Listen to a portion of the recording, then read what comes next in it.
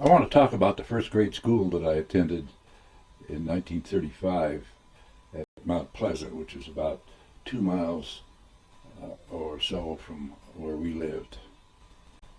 These pictures are photoshopped and show the building before it was destroyed completely. When I first started school there, it was situated in the woods. The trees had been cleared just around it very closely, but the countryside was covered with trees. Later on, when the strip mines came there, they stripped and turned that ground over a number of times, and so the trees had all disappeared long before this photograph was taken. There were about 12 or 15 students through all 8 grades when I first went there, and I only went there 1 year, and they closed it, and then I started going to the Mignot school. I don't think the school had been open for a long time, apparently. During 1900-1912 period, public education became the law, and English had to be taught in the schools. These one-room schools were built. There were 5 of them built within 5 or 6 miles of each other around that area. At that time, there were a lot of children. Farmers had large families, and there were a lot of children. But by the time I started to go to school, that had pretty well changed.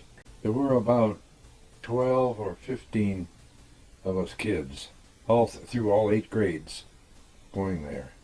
My first teacher was Charles Hoover, the son of John and Ada, who was my dad's sister.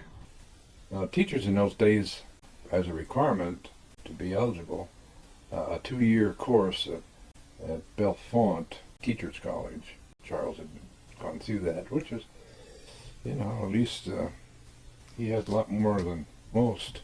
That first day, I remember he sat up the front at his desk. On the floor by his desk were piled 4 or 5 stacks of colored paper. It was rough textured stuff, but the colors were really vivid, and I was anxiously anticipating the use of some of those colored paper. I don't know what for, but I wanted to make something out of them or something. But I don't remember ever using them. I don't know what he used them for. I don't have a lot of other memories of that school. I do recall, though, my stomach would periodically get upset for some reason, and I would lie down on the floor on the back corner of the school building there. I guess I had an old rag or something I laid my head on, but whatever. But I remember one fall day, it was a beautiful warm day, and Charles decided to take the kids for a hike in the woods. And so I was too sick to go. There was no way I could hike. So he left me there in the school by myself. And I wasn't real happy about that. But I stayed there, and they were gone some time. I don't know how long, maybe an hour, whatever it was. But I was there by myself. And I think back, that was kind of risky for him to do, although times were different then. Certainly he wouldn't have had the criticism that he'd gotten now. But nevertheless, I recall that. I also remember some of the bigger girls enticed me to go into the girls' bathroom. And of course, all the schools had outdoor outhouses, one for girls and one for boys. And they were both forbidden to enter the other's bathroom. But I was just a young, dumb first grader, and these more worldly, mature 5th graders or whatever they were lured me into that outhouse. And they didn't do anything. I don't know. I guess maybe they were trying to get me into trouble or something. I have no idea why they did it, but nevertheless, somebody ran in and told Charles that I had been in the girls' bathroom. So I had to stay in at recess. That's punishment. I couldn't understand any of it. But I still don't really. There was one student, he was a couple years older than me, maybe more, but he didn't want to go to school. His name was Art Bechtel, and he lived down the road from that school, half a mile or so. He lived pretty close. So his mother would walk him to the school door, make sure he went inside, and made sure the teacher knew he was inside, and then she'd go home. And she did that to be sure that he went to school. Then at recess, of course, where he'd go, not in the woods somewhere. I don't know where he'd go, disappear anyway. I know they fussed and fumed with that kid all year for quite a while before, I don't know, I guess maybe he got punished enough that he decided better go to school. Orville Wheeler got the school bus session. Well, he didn't have a school bus, and I don't think there were any specifications for a school bus either. So what he did was took his old Model A that he'd driven from Montana and cut the body off right behind the front seat, and took that whole back seat and all the back fenders and everything off. And then he made a platform on the frame of the old Model A, and a bench seat running along each side of that platform that he'd made.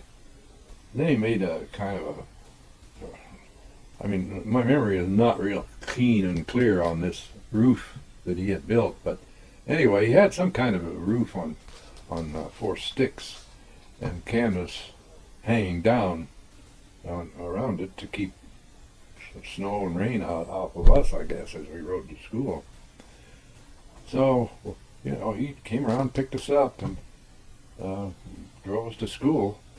I don't know, maybe there were, well, let me think, there were 4 Washys and Mignots. Yeah, there may have been 6 or 8 of us on that thing. Yeah, probably were. Yeah, Alfred's too. Yeah. Oh, there might have been more than that. 10, maybe. Yeah, at least, yeah. Kids sitting there, sitting facing each other on these benches as we chugged along the dirt roads over to the school. And that worked for the first month or 6 weeks while the Model A could still travel on the roads. But then that bad weather set in, big storms and snow, and there wasn't any vehicular traffic. The only traffic was able to pass was a horse and sled, and somehow he picked up a sled, a big flat platform on some 2 poles with a curved front end on them, and right down near the ground. And we sat out in the open on that thing, and he dragged that behind the horses and got us to school that way. But then I got some kind of a bug, and I missed 2 or 3 weeks of school. And then the roads got so bad, and I had to walk to Washies to get the sled, because he didn't want to drive down to get me. I was on the side road for the road to go to school, so what he had to do then was come and get me and then turn around and go back. And he didn't want to do that, so I had to walk up to the junction where the Washies and some other kids got on. Well, I got too deep, the drifts and everything, I couldn't go, so I missed some time there. And then, just about the time that the snow cleared away, I came down with something else.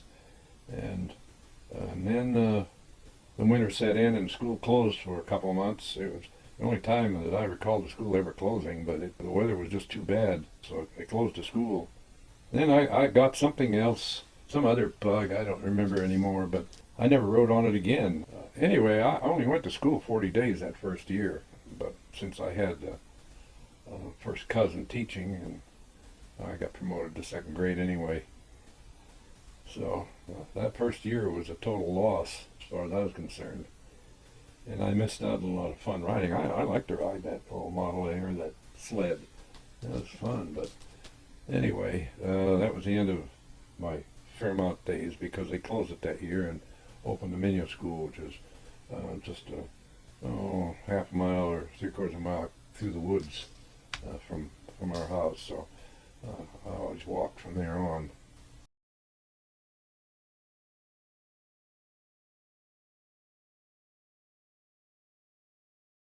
And the kids from Fairmont area then had to ride the whatever school bus that was available.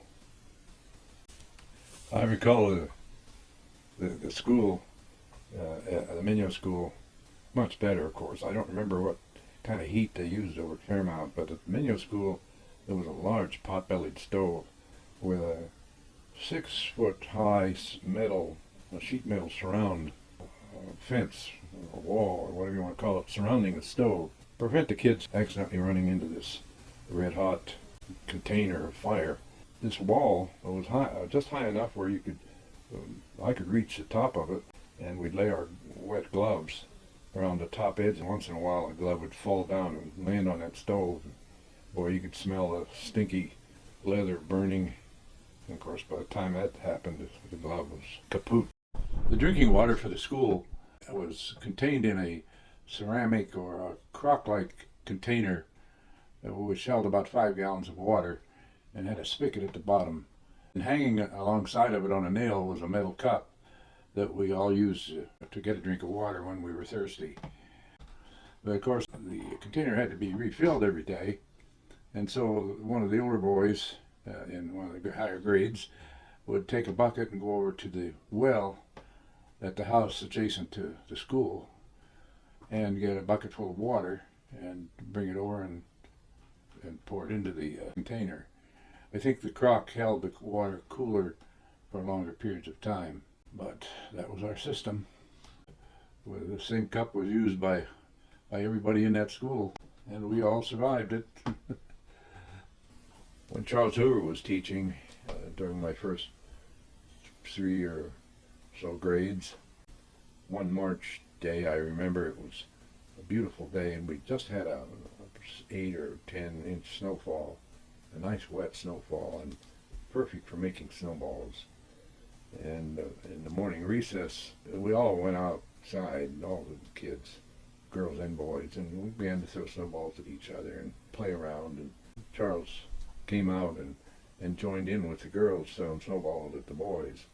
And we all decided to move up to the top of the hill along the school there, where a deep mine, an old one that had been dug in the previous century, had collapsed and had left pits 10 or 12 feet deep in the ground along its collapsed tunnel. And these collapses were not continuous. There was a pit here and there, and 20 or 30 feet apart or whatever it was. So the boys got into one of those pits, and the sides were sloping probably at 45 degrees. They weren't difficult to get in and out of. And the girls got in another one, and Charles joined the girls in their pit. I was too young to really throw snowballs, so I got down to the bottom of the pit, and I made snowballs with the big boys to throw them at the girls and the teacher. And that went on for quite some time, several hours, until lunchtime. We really had a good time. The sun was shining. It was a beautiful day to be outside. We all had a great time, and it ended with Charles getting a snowball on the nose. I don't know that it made it bleed or anything, but it apparently caused him some discomfort. So that ended the fight. We were all tired by that time anyway, but we were soaking wet too. But we were accustomed to that, but it was a great amount of fun that day. When the weather was inclement and too nasty to go outside, we had games inside that we played. The girls played a game called Jacks, and it consisted of little 4 spindled pieces of pot metal that were cast and had a little sponge ball that went with that game.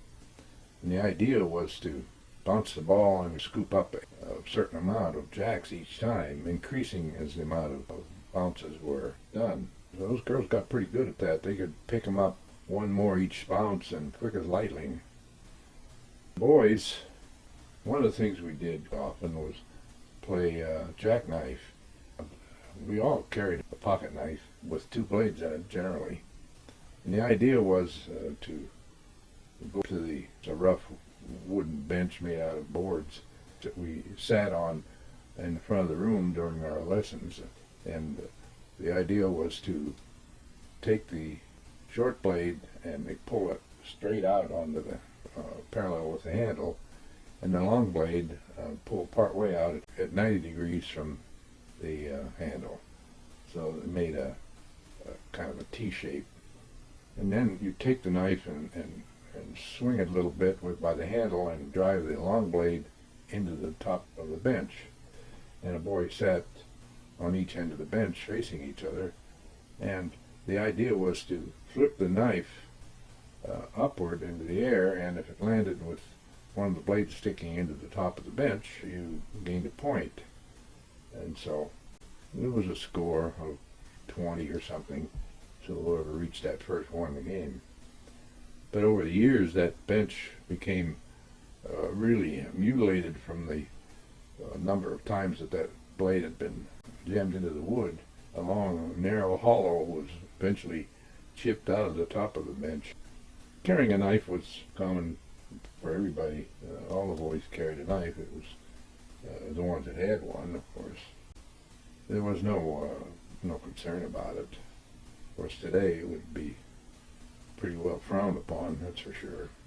There were families that apparently were, I don't know if they were homeless or why, but they moved in and out of our area periodically. And I remember this boy and a girl, they were brother and sister, came there one year. They lived over in the Mount Pleasant area, and they came over on the bus with the other kids from that area. And they were about my age. They seemed to be a little strange, though, and they weren't very friendly. And I don't remember much about the boy, but the girl was a redhead, and she sat in front of Vernon and I. And the back of her seat was the front edge of our desktop. And she had this long red pigtail that flipped back and forth and frequently landed on the front edge of our desk. And we sat together, Vernon and I, for a number of years. And it was each desk held 2 students, and there were 4 rows of these desks, and maybe there were 10 desks in each row, something like that. This girl was not friendly, and so, of course, that led to Vernon and I's mischievous behavior about her. So one day we decided to put the end of that pigtail into our ink bottle. So we very carefully set the stage, and when the tail flipped over on our desk, we jammed it down into the ink, and of course she became immediately aware of what happened there, and she turned around and tried to hit us, and she threw some stuff at us and tried to stab us with a pencil, and she was really, really mad. Of course, I don't blame her, but she reacted surprisingly aggressively. But Miss Korb was our teacher then, immediately knew what was going on back there. And of course she hustled down and to our desk and reached over and gave us each a clout on the head with the back of her hand that really stung. And, I mean, she was strong, and we felt that. It was well deserved, but it hurt.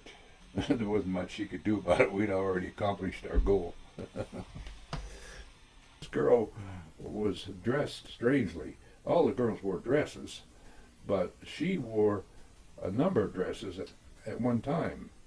For example, on Monday she would come with maybe 3 or 4 dresses on, one over the top of the other, and then each day take one off.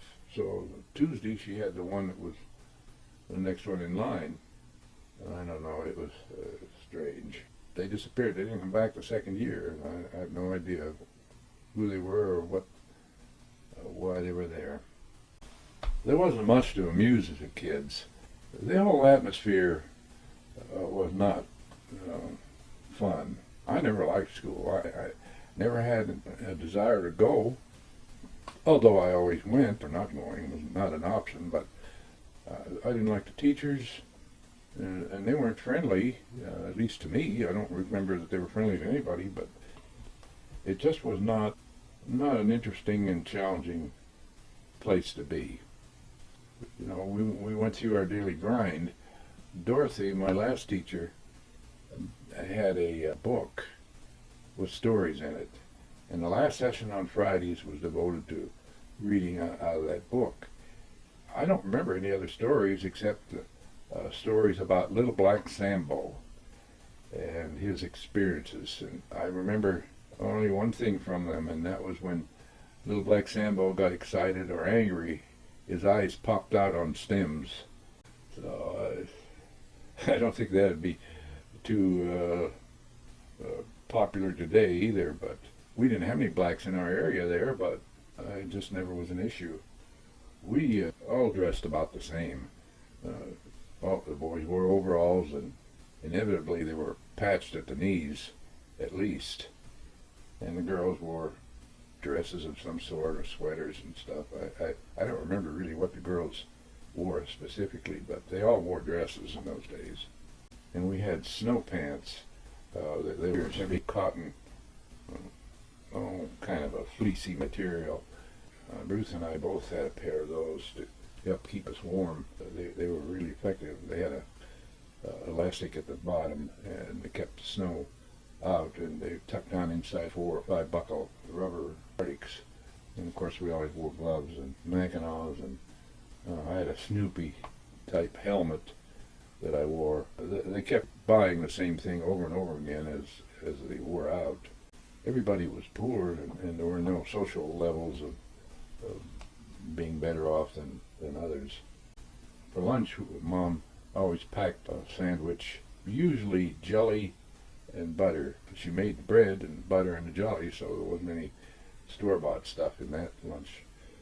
But during the early part of the week, after Sunday, we always had a piece of cake, or seldom a pie, but sometimes a piece of pie, because at home we never had desserts during the week, but Sundays was a big day. We always had meat, but we also had a dessert that Mom would bake on Saturday, either a cake or pie, usually a cake.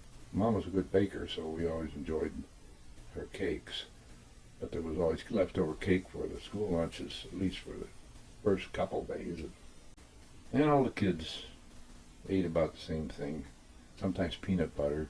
I remember one time Mom bought a can of pineapple, and she cut the pineapple into small crushed like pieces and put that on the sandwich along with jelly.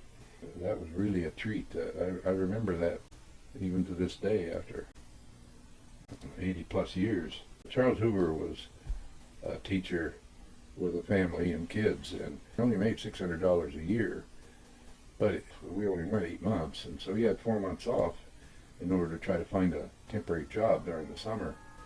And I remember one time he said he had a job in Erie, which was a long way off, 150 miles. And I have no idea how he got that job, but the job was a laborer in a dry ice factory. And he was telling us about how cold dry ice was, and before he left up there, he'd make a burn on his hand to show us how dry ice would actually burn.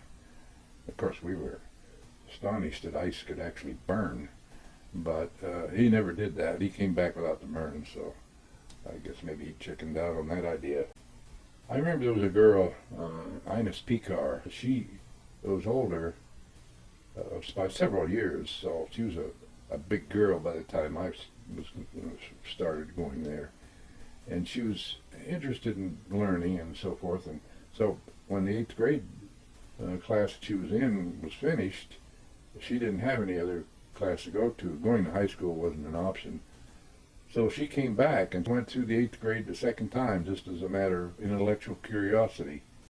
At recess we would play different games sometimes. Sometimes we'd play hide and seek.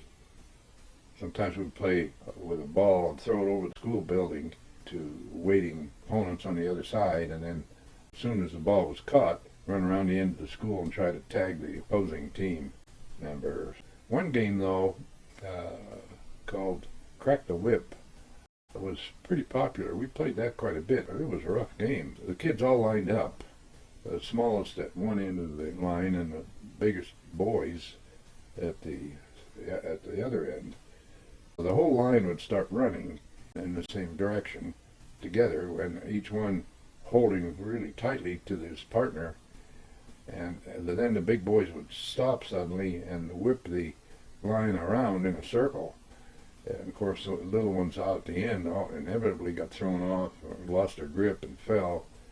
And of course, the big boys tried to make as many kids fall and trip as possible. I don't know who invented that game, but it's a wonder somebody didn't get hurt. I suppose we did get skinned up. I don't remember that, but it was fun. The bell on top of the school was in a cupola up on the roof, and there was a rope that came down through the vestibule. So the teacher would ring that bell at the beginning of school and recess endings. It was a signal for us to all go back into the school. Somebody stole the bell not long after the school was closed. It was a large bell, and it rang clearly for a long distance.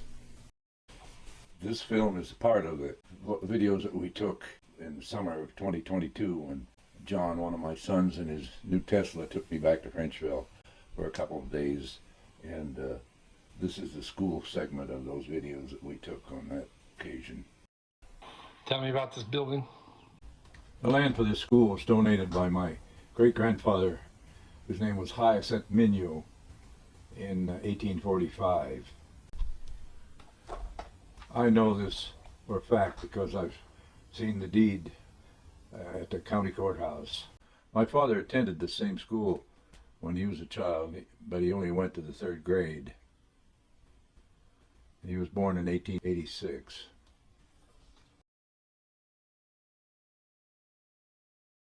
I went from 2nd grade to 8th grade here. There were about 18 students, 15, 18, in all 8 grades. So the teacher taught all 8 grades every day. There were only two kids in my 8th grade class. It's getting a building.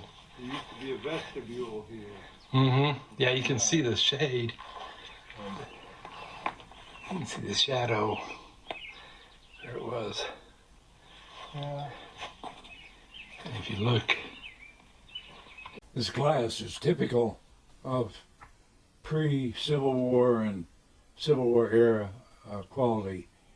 The surfaces were not flat, and there were inclusions such as bubbles and so forth. This was before glass was made by floating it on beds of mercury. The age of the glass can be pretty well fixed as to this time period or before. Yeah, Oh, yeah. glass. See, here's this chimney that I was telling you about. The stove pot? Yeah, see the stove was right there. And see that little niche back there between the end wall and the chimney? Oh, yeah. That's where that kid got ducked in there. And Back in that corner. yeah, Over there. yeah. And the blackboard used to be at the front end. It looks like it's gone. I know, it might still be there. Yeah, I guess it's still there. From here we drove west along the road that passed the retreat center where I had hoped to stay, but circumstances prevented that. From here we drove past a cabin that my dad built in the 50s in the woods along the edge of the farm. Some scenes of the way it looks now.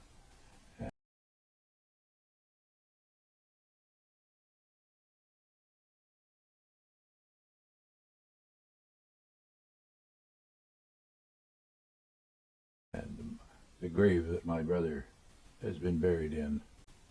His children wouldn't buy a plot in a cemetery, so they had him cremated and buried here. And from here I will show scenes in the cemetery.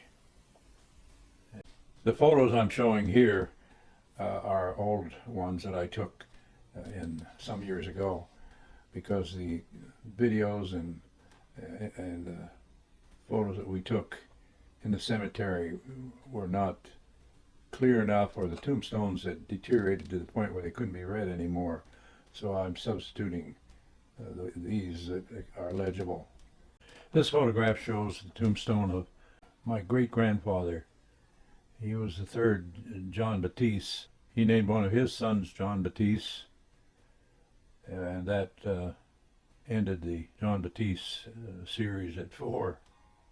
We named one of our children John Baptiste too, but there's that gap there that causes him to be a number 1. As you can see, he was born in 1805, and they arrived in Frenchville in 1835. Here is Margaret, his wife, and they were both born in France. This photograph shows the tombstone of J.B.'s mother, who died 25 years after their arrival in Frenchville. This 4th photograph is my grandparents, the final John B. in this succession. Although I have a son we named John Baptiste too, but there's a gap there. This photograph is of my parents' tombstone there. My father was in World War I, as you can see by the brass emblem that's next to the tombstone there. As you might expect, the cemetery is littered with Rouges. My grandparents had 13 children, 10 sons, so you can imagine the propagation of children from all those boys and girls. So, as I mentioned earlier, I had 54 first cousins on my father's side. Well, I think we'll end this one here and go to the next one.